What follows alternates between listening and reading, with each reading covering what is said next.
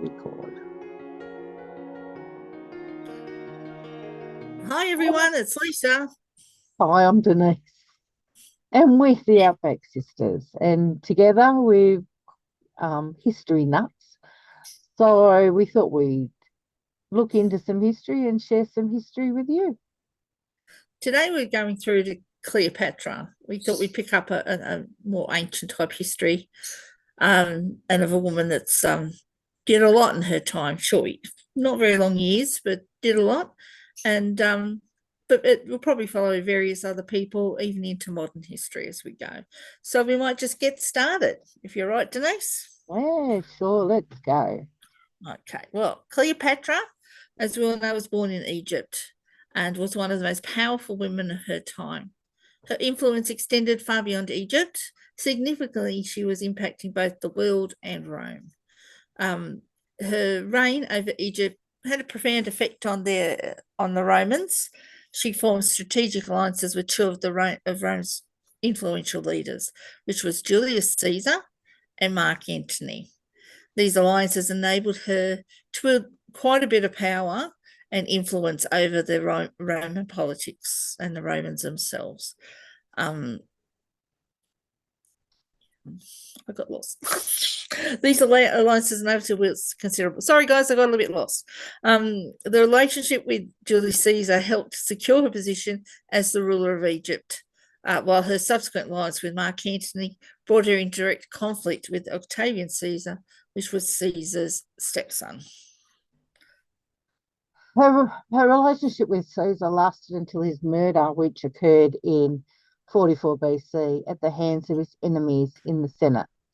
Cleopatra had been on an extended visit to Rome at the time and briefly remained there after his murder in the hopes of convincing the Romans to recognise Caesarion, who was Julius Caesar's illegitimate son, as the rightful heir.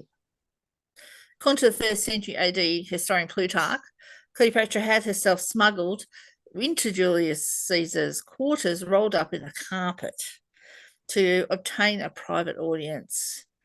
Whether this colourful anecdote is true, Caesar and Cleopatra quickly formed a potent alliance. Caesar saw Cleopatra as key to securing Egypt's vast wealth and resources for Rome. Cleopatra, in turn, understood Caesar's support could make her sole ruler of Egypt. With Caesar's backing and a contingent of Roman troops, Cleopatra forced the defeat of her brother at the Battle of the Nile in 47 BC. Caesar placed Cleopatra on the throne as sole ruler, and she began repaying Egypt's substantial debts to Rome, which estimated at 17.5 million drachma, which is the equivalent to tens of millions of dollars today. Egypt also became a crucial source of grain for Rome, supplying them with an estimated 20% of their city's needs. In the 1st century BC, a political and romantic alliance between the two most iconic figures of ancient history, Caesar and Cleopatra, left an indelible mark on the Mediterranean world. Their relationship was really born out of political expediency, but it was fueled by ambition and it was steeped in scandal. And it offers a captivating window into the complex interplay of the power, personality, and statecraft that existed in the twilight of the Roman Republic. Julius Caesar was famed as a Roman general and arrived in Alexandria in pursuit of his rival Pompey in 48 BC. He stepped into a dynastic power struggle between 21-year-old Queen Cleopatra the Seventh and her younger brother and co-ruler Ptolemy the 13th. Egypt, while immensely wealthy, was heavily indebted to Rome and politically unstable. Recognizing the ascended power of Rome, Cleopatra saw in Caesar a chance to solidify her own position. Cleopatra and Caesar relationship quickly went beyond political. The two embarked an open affair, with Caesar's lingering in Egypt for several months in 47 BC, and Cleopatra bearing him a son, Ptolemy Caesar, who was nicknamed Caesarion or Little Caesar. While Caesar never officially acknowledged paternity, he took the steps of erecting a golden statue of Cleopatra in the Temple of Venus Genetrix in Rome. The unabashed display of affection that Caesar played on Cleopatra, that he showed Cleopatra, increasingly triggered deep anxiety amongst the conservative Roman aristocracy. In 46 BC, Caesar brought Cleopatra to Rome and installed her in one of his villas across the Tiber. As a foreign woman, Cleopatra could not legally marry Caesar under Roman law. Her regal presence in the city and Caesar's plan to make himself king stoked fears of an Eastern-style dictatorship. The Roman historian Suetonius described the scandal thus. But beyond all this, Caesar aroused bitter resentment because of his passion for Cleopatra, to whom he not only gave audience continually here in Rome, but he even escorted her on a pleasure voyage as far as the Nile in a barge almost as big as a warship. Ultimately, the Romans' revulsion at Caesar's power grab and dalliances with Cleopatra contributed to the assassination on the Ides of March in 44 BC. Cleopatra fled Rome and returned to Egypt, focusing on securing Caesarion's claim for power.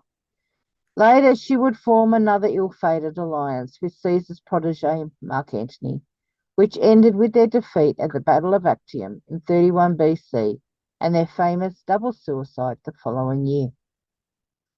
Mark Antony, also known as Marcus Antonius, was a prominent Roman Republican politician, and general.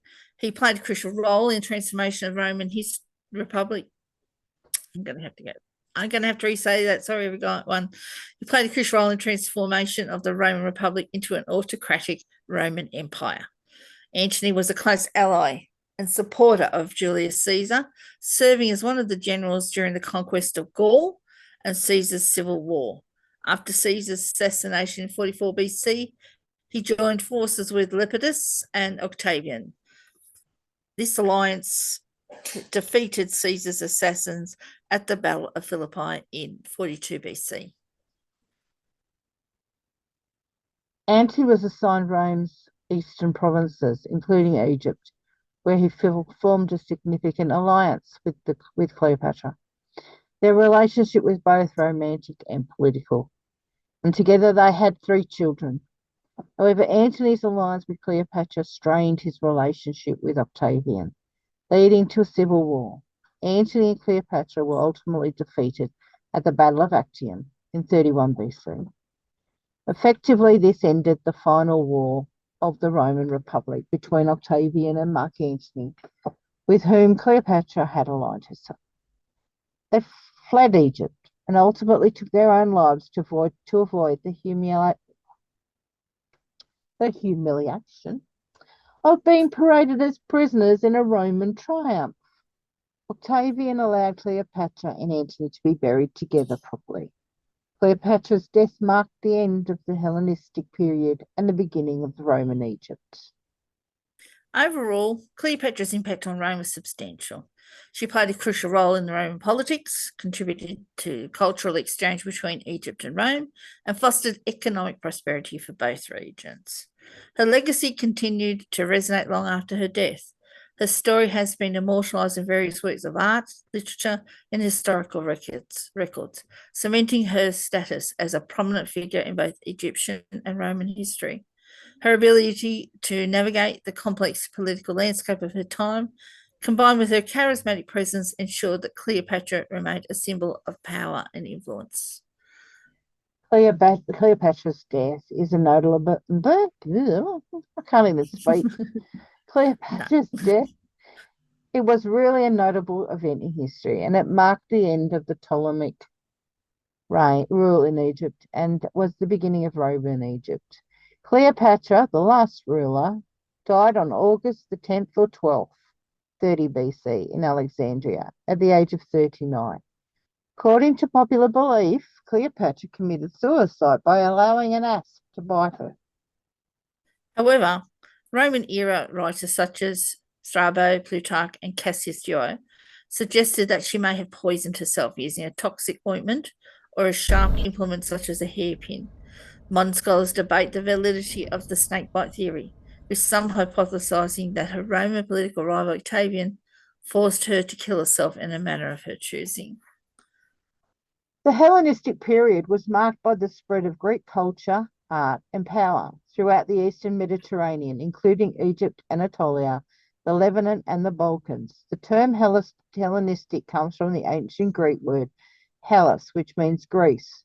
The word literally means to imitate Greeks. Of note, we have many images from movies, television, and books that record her life and the times, but also some that satirize her image and story.